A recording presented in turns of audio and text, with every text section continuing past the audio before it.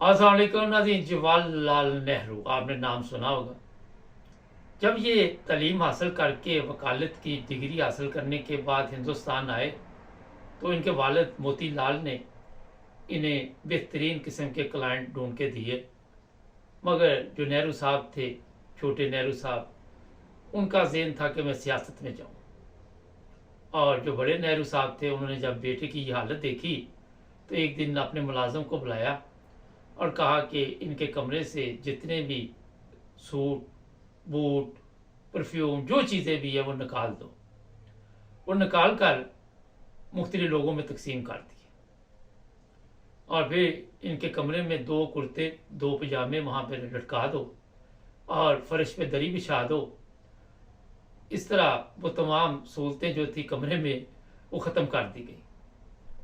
जब छोटे नेहरू साहब घर आए तो उन्होंने देखा अपने कमरे की ये हालत, तो उन्होंने अपने बाप से पूछा कि ये आज मुझे ये बताइए कि आप मेरे से नाराज़ हैं।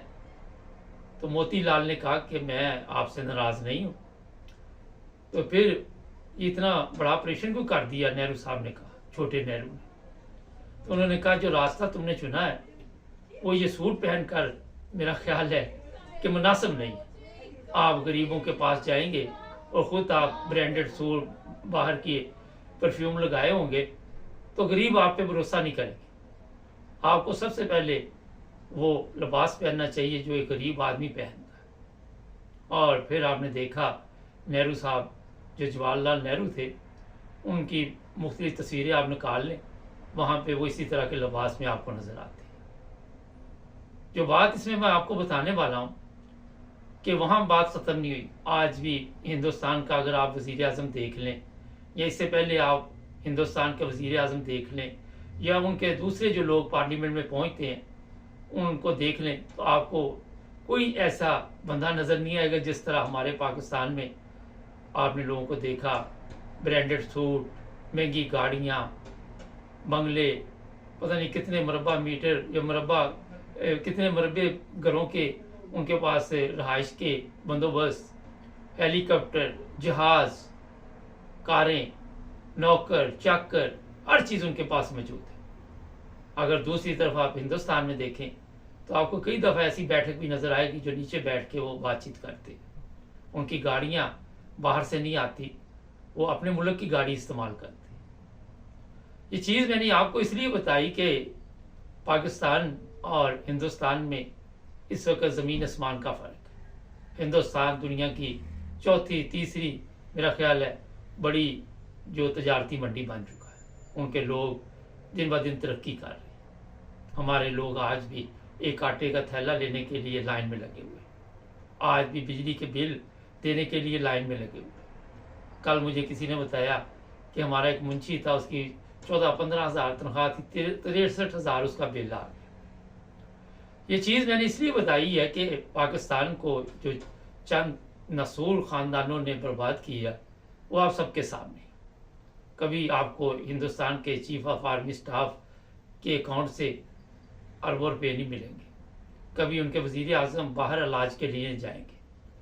कभी जो भी वो लोग वहाँ पे रहते हैं, पार्लियामेंट में पहुँचते हैं, वो कानून से बलातर नहीं होते। ना उनके फ़ौज के लोग कानून से बलातर है, ना उनका कोई बंदा भी, चाहे वो किसी भी अदालत में किसी भी इदारे में काम कर रहा है, अदालत उससे पूछ सकती है। हमारे हुक्मरान आप देख लें, जुल्फ़िकार अली भुट्टो से लेकर जया खान की भी बात कर लें, अयूब खान की भी बात कर लें, उसके बाद के भी लोग जितने भी आए, उनका लिबास देखे, उनका रहन सहन देखे। इनकी गाड़ियों में फ्री पेट्रोल पड़ता है। हर बंदे को ये सहूलत दी गई है कि आपने फ्री पेट्रोल डलवाना है और इनकी लाखों की तनख्वाह भी साथ होती है। दूसरी तरफ जो गरीब मजदूर, वो 300 रुपये लीटर पेट्रोल डलवा के तो गाड़ी चलाता है, उसकी तनख्वाह कितनी कम होती है, मेरा ख्याल है इसका बताना ज़रूरी नहीं, आपको पता ही होगा। आज आप देखें हमारे वज़ीर आला जो पंजाब में है, वो कहती जी मैं हम हेलीकॉप्टर के ज़रिए वहाँ पे जाएंगे जहाँ पे लोगों के मसाइल हल करेंगे। अपना रहन सहन उन लोगों का आप देखें, उनकी ज़िंदगी पर ज़रा नज़र डालें तो आपको पता चल जाएगा कि इन लोगों ने किस तरह की ज़िंदगी गुजारी और किस तरह की ये ज़िंदगी गुजार रही।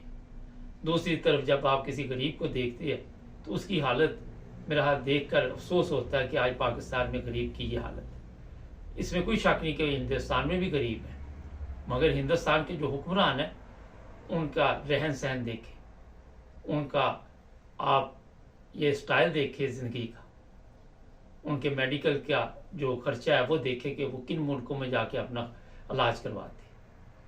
हमारे हुक्मरान जितने भी आपने आज तक देखे वो गवर्नमेंट के खर्चे पे बाहर जाते अपने इलाज करवाते। हमारा वजीर खारजा इससे पहले बिलावल भुट्टो 55 दौरे कर चुका। अगर उसकी नज़र में आप हिंदुस्तान देखें तो उन्होंने इतने दौरे नहीं किए और मिला हमें क्या, कुछ भी नहीं। कभी आपको हिंदुस्तान के जो वजीर है, मशीर है, वो अपनी फैमिली को साथ लेके जाते नहीं नजर आएंगे स्वाय बीवी के। हमारे अपनी बहन को भी साथ ले जाते, जिस तरह बिलावल आपको पता होगा जापान गया तो अपनी बहन को भी साथ ले गया। ये सब अखराजात जो होते हैं ये गरीब आवाम अपने खून पसीने की कमाई से अदा करती है। लेकिन हमारे ये जितने लोग हैं इनको कभी शर्म, कभी ये इस चीज़ की गैरत इनमें नहीं आई कि आवाम किस हाल में रह रही है और हमारे जो दोजक से पेट जो हमने इधर उधर से चोर बाजारी के ज़रिए इकट्ठे किए हैं वो भर नहीं रहे। ये इसलिए मैंने आज आपको थोड़ा सा बताया कि आज भी इनका रहन सहन देखिए, आज भी इनके नौकर चाकर देखे। हमारे हुक्मरानों के आगे पीछे प्रोटोकॉल की गाड़ियां लगी होती हैं, जब तक 50, 100, 150 गाड़ी आगे पीछे ना लगे उनको सुकून नहीं मिलता।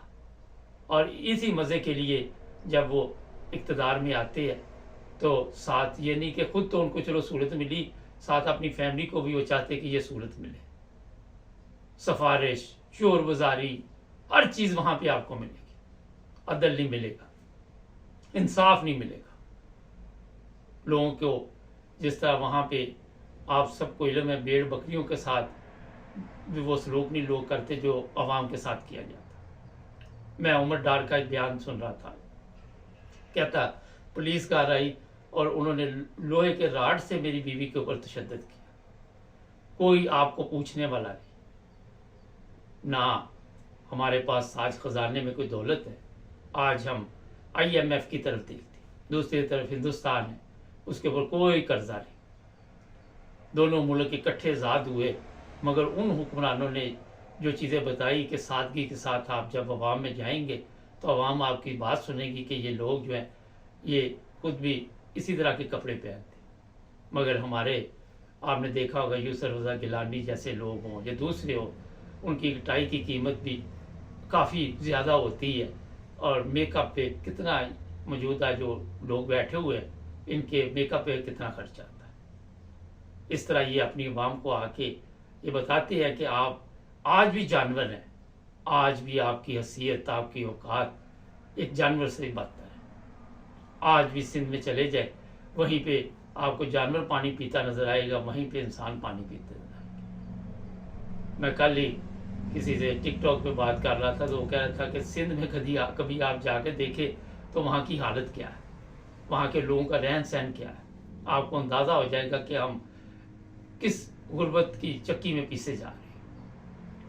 कभी ये नहीं सोचा कि ये जो दौलत अपने पे खर्च करते, अपनी औलाद पे खर्च करते, ये जो प्रोटोकॉल हम लेते हैं, ये अगर अवाम पे खर्च की जाए तो कभी अवाम की हालत ही दुरुस्त हो सके। मगर कभी इनके दिल में ये एहसास नहीं आया। आपको यहाँ पे मुझे बताते हुए वैसे अफसोस हो रहा है कि हम एक इस्लामी मुल्क कहते हैं अपने आप को, और वहाँ पे आपको जो हालात नज़र आ रहे हैं, अगर इस्लामी तारीख भी आप पढ़ रहे हैं, हज़रत उमर का दौर भी देख लें तो मेरा ख्याल है कि आपको समझ आ जाएगी। आज भी हमारे आगे पीछे लोग भाग दौड़ खुशामद के लिए इसलिए जमा होते हैं कि जैसे ये इक़्तिदार में आएंगे हमें फ़ायदा हो जाएगा, हम इनसे कोई ना कोई फ़ायदा उठाएंगे। ये चीज़ें इतनी अफसोसनाक है कि आप उसका अंदाज़ा नहीं लगा सकते। ईरान के एक साबिक़ सदर थे, वो आज भी एक यूनिवर्सिटी या कॉलेज में लेक्चर देते हैं और अपना सिलसिला चलाते हैं। अमेरिका के एक सदर थे, वो किराए का घर ढूंढते रहे। मगर हमारे हुक्मरान आप देख लें, हमारे हुक्मरानों की हालत देख ले कि ये आए दिन अपने लिए बेहतर से बेहतर ज़िंदगी की तलाश में अवाम को पैरों नीचे रौंद रहे हैं। क्यों ऐसे हो रहा है? क्यों इस तरफ हमारा मुल्क चला गया? जो भी बड़े लोग होते हैं, रोल मॉडल होते हैं, मगर हमें इस तरह की कुछ चीज़ मिली नहीं। तो जनाब, ये चंद चीज़ें मैंने आज आपकी खिदमत में पेश की हैं। हमारे चैनल को सब्सक्राइब कर ले, जुड़े रहें हमारे साथ, ताकि आप और भी प्रोग्राम देखते हैं।